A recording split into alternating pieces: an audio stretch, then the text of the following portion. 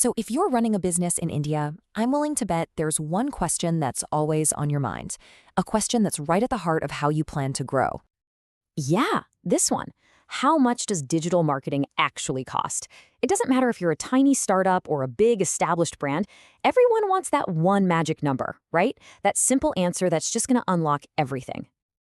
Well, here's the honest truth. It's just not that simple. There's no one-size-fits-all price tag here. Digital marketing pricing isn't like ordering from a menu. It's a totally dynamic cost that really depends on your specific business, your goals, and your strategy. So, in this explainer, we're going to break it all down. First, we'll look at what's actually driving the prices. Then we'll get into how agencies structure their fees. We'll talk about how you can budget effectively. And we'll wrap up with what might be the most important part of all, the real value of genuine expertise. All right, let's dive right in. First section, the why behind the price. What are the key things that actually determine what you're going to end up paying? It really just boils down to these 5 main things. Think of them like the control knobs for your marketing budget. It starts with your business goals and what services you need, and goes all the way to the kind of agency you decide to work with. Okay, so let's start at the very beginning, your goals. This is absolutely the foundation of everything. I mean, are you just trying to get your name out there, build some brand awareness?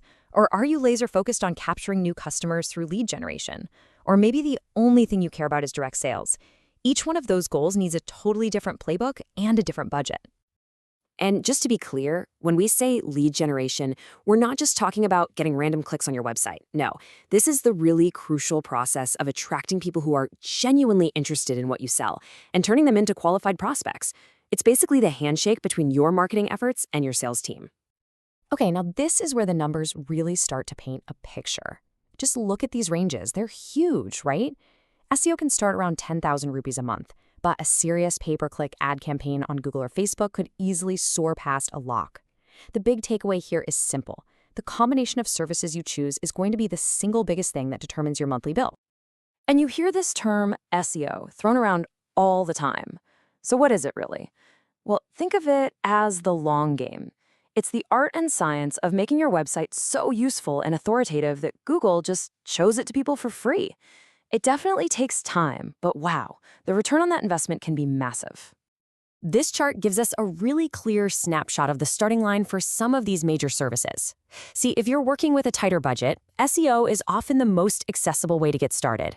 Paid ads, or PPC, on the other hand, they usually need a bigger investment right out of the gate, just to get enough data to figure out what's actually working. Okay, so we've covered what drives the cost. Now for the next big piece of the puzzle, the how. How do agencies actually bill you for their work? Let's dig into the different pricing models you'll see out there. So you're generally going to come across 4 main models.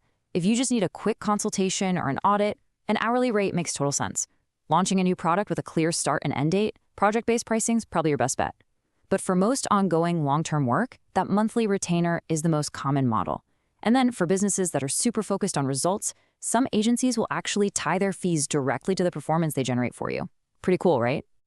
All right, we've covered a lot of the why and the how. Now let's get to the really practical stuff, the what now.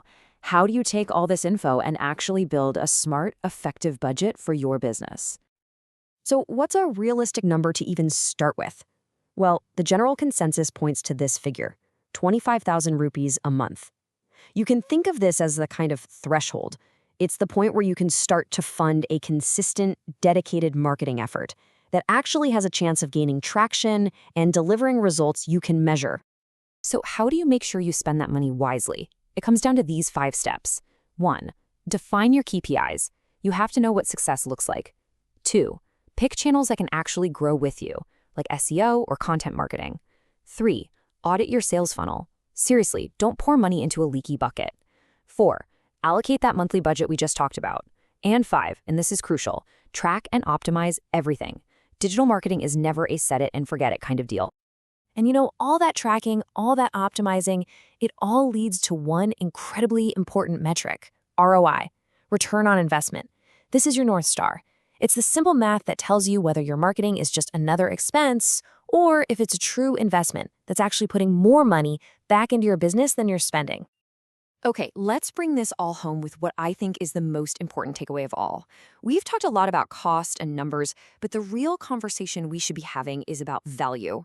and the power of genuine expertise. Just let this sink in.